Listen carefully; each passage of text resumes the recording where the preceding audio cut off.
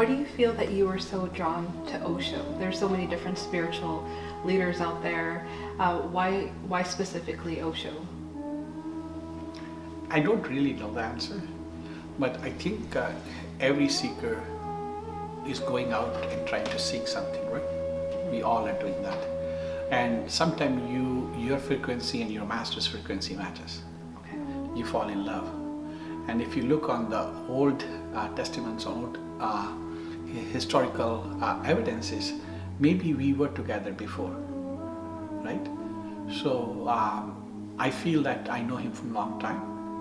I was with him, and being in this life, I had another opportunity with him, and I feel going forward I'll be again with him. Yeah. So that's my belief system. Yeah, a lot of people say that he's a bit controversial, and then he has different concepts and of looking at spirituality and all the different religions. What would you say are some of those controversial topics that people are kind of shy away from him because of those things? That's what I was talking earlier, right? Yeah. In the society today, there are two taboos. One is sex, another is death. Nobody wants to talk about it.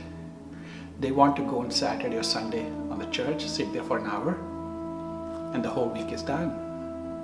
You take a fast once a year, it's all done. You go to a temple, bow your head there for 15 minutes, come out, you're done. These are all excuses. Mm-hmm. This is not what life is. So Osho wrote a book, From Sex to Superconsciousness. I think that's where the controversy is coming from. If you go to India today, mm-hmm. and you talk about, they say Rajneesh there in those days, Bhagwan Rajneesh. Who's Bhagwan Rajneesh? The first thing comes is that this thought process. He wrote this book, and you can read it too. What he was saying that the sex energy is the most predominant energy. And in the climax, you go to a state of no mind.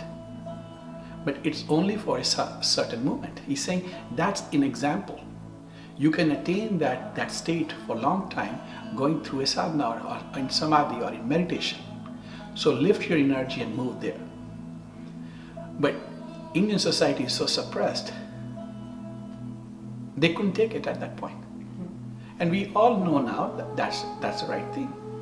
Another course he used to teach is Mrityu Sikhata, which means I teach you how to die. We go out, if you want to drive outside, you need a license, right? Even kindergarten students, right?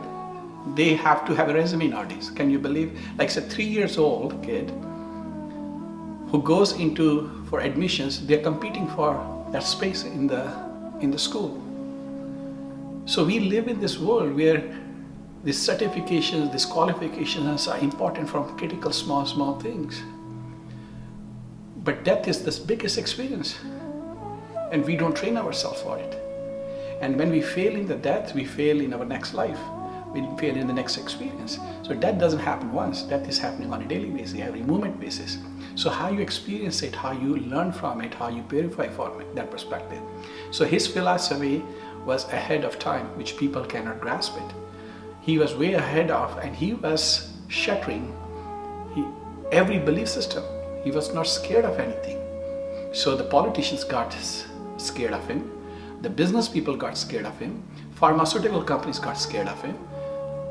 So of course people will be rebellious at this time. Yeah. So what would you say would be his mission for humanity? He was to give birth to a new man. Because as a human beings, we are burdened and we are not living our life. He wants you to live your life, be happy, become a dancer, become a singer, celebrate everything, but be centered. You don't lose your center focus. Be meditative, but be able to enjoy the life, be able to experience everything without indulging into those things or going totally into a exploiting and getting to drugs and depressed and all those things. So his path was the middle path. Mm-hmm. You have to experience everything, but you should also learn to balance your life. And balancing is the hardest part in life. You can go one day fast or one day eat too much. But how to keep a balance that you're not fasting and not eating too much and keeping your life balanced from every aspect. His main focus was awareness. Be aware what you do. Become so aware that every aspect of life you're watching it. Even when you are going to sleep, that awareness still is awake. So you're sleeping, your body is resting, but your awareness still watching that you're sleeping. That is called Nindra Yoga, which comes from Vedantic concepts from old time. And he wants to take it further to call Mrityu Yoga, where you die but you're totally aware. Your death is happening and you're watching your death. So we are not this body. We are more than this body. And how to go to that experience of the self, of the consciousness, and live from that perspective, not from the feelings, not from this anger or anxiety or depression. You just shatter those whole things, because these are the reflections of distortion of your own self, because you are not aware. Okay. So you mentioned a new man and a new woman. Yes. So what is that definition that Osho had about what a new man or new woman is? See, if I ask you something today, your answer to me is not going to be honest answer. It will be conditioned answers. So you know that you are lying to me. I know you are lying to me, and we are both nodding our heads. We are living in a fake world. We are not living in an honest world anymore. So when you keep lying to yourself, you're not lying to me or lying to others. Your nature has become lying. Why you're lying? Because you're fearful. Lying is not a big problem. Becoming fearful is a bigger problem, because that fear is increasing and increasing and increasing. And this fear becomes distortion in you. Now you're depressed. Now your body aches. Now you don't like anything. Now you're becoming alcoholic. Now you're eating too much. Now you don't have any balance. So you've gone out of the balance because you practiced it. So on other side, what we do is we go for 1 hour class yoga or to the gym, and 23 hours we are lying to ourselves.